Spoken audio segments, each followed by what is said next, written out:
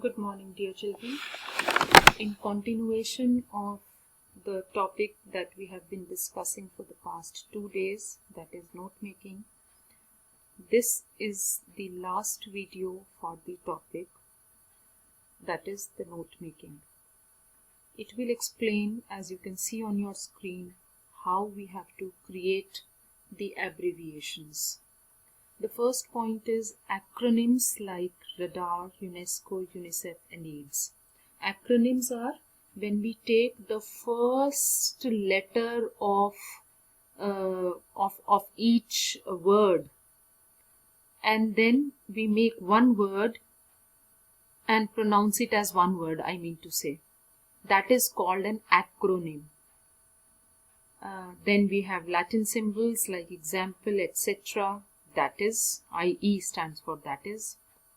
All mathematical and scientific symbols are acceptable for abbreviations. Then the fourth point is you can shorten the words government, examination, university, etc. That is taking the first few letters and putting a dot after it. Then you can make your own abbreviations. How can you make your own abbreviations? The ones that we have discussed till now are the ones that we've been reading and studying about. Now, the last 3 points tell you how you have to create your own abbreviations. The first point is by writing first few letters and last letter. For example, engineer. We've taken ENG and the last letter R. Association. We've taken the first 3 letters and the last letter N. By writing the first and the last letters, that is Dr., Mr., etc., this also you know about. And by dropping almost all the vowels. That is, I told you TCHR for teacher, STDNT for student, LR, NR for learner, so on and so forth. So this is the way you're going to create your abbreviations. Let us come to the next slide, please.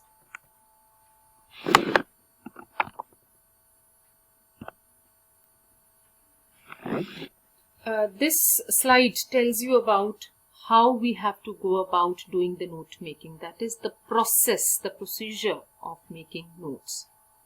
We will be given a passage. We have to read the passage given to us. While reading, we have to underline the important sentences in each paragraph, which will clear to us what our headings and subheadings and also sub-subheadings are. We'll just mark there. We'll make a rough note first so as to get an idea. And then we are going to organize those notes, those rough notes in logical order, in a sequence so that we make the final notes. Of course, don't forget to use the appropriate note-making format. And last but very, very important point is, we are not supposed to give our own meaning to the content of the passage. What we know about, example that I took in yesterday's video, say pollution, what we know about pollution, we don't have to express our knowledge over there. Whatever is given in the passage, we have to make notes and summarize those notes on the basis of what is given in the passage to us. Now, these are the tips for making notes. And the first tip is, you are not going to use a long sentence as heading or title of the passage. It has to be a phrase, pollution, a menace, corruption and evil, like that. You will not lose the main idea of the content given in the passage. Whatever is less important in the paragraphs, you can ignore that information. Subheadings, I mean the subpoints and the sub-subpoints, write only that information which you feel is important. You have to be brief, you have to be clear and specific about making notes. So what do we mean by this point? See, prepared notes not using complete sentences. This is a very, very important point. Dear children, please mark this point in your mind. Point number 4, be brief, clear and specific. It means we are not supposed to use a complete sentence for making notes. I'll be providing you with a sample answer for note making today for a given paragraph on effective speaking in the coming slides. You will notice that we are not supposed to write complete sentences, just use very short phrases to make notes. Now, how do you get an idea as to how to make notes for a particular paragraph? Not the passage, I'm talking about the paragraphs in the passage. The topic sentence. Topic sentences, when you read a particular paragraph of a given passage, whatever comes to your mind that this paragraph is about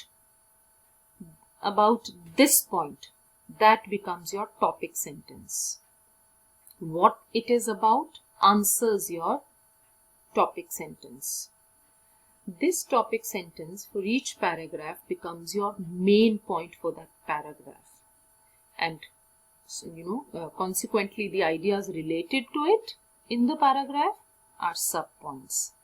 Subpoints can be one, subpoints can be more than one, depending upon the ideas given in the paragraph. Now, I told you this already, that each subpoint may or may not have supplementary ideas further, which become your sub-subpoints. Sub-subpoints necessarily may not be there, but of course, if it is important, you must mention it. Include a minimum of 4 to 6 abbreviations in notes. Cover all the important points in the notes meaningfully. To prepare the summary, remember the word limit of the summary is 80 to 100 words. And this summary has to be written in a single paragraph using complete sentences. Here is a solved example for you. You can see this paragraph in front of you. I mean, not only see, but you have to read it thoroughly. You will see in the first paragraph somewhere you will get an idea about what the passage is about. Like it speaks on effective speaking depends on effective listening. It takes energy to concentrate on hearing and to concentrate on understanding what has been heard. Incompetent listeners fail in a number of ways. First, they may drift. Their attention drifts from what the speaker is saying. Second, they may counter. Third, they compete. Then they filter. Now, I left one line, and when I read the first paragraph, I came to know that the passage is about effective speaking. The passage, I'm saying, is about effective speaking. And the first paragraph tells us about what effective speaking depends upon. And the subpoints can be what incompetent listeners do and why they fail. First, second, third, and fourth. There are 4 sub-subpoints to this subpoint of the first paragraph. First is they may drift, second is they may counter, third is they compete, and then they filter, that is the fourth one.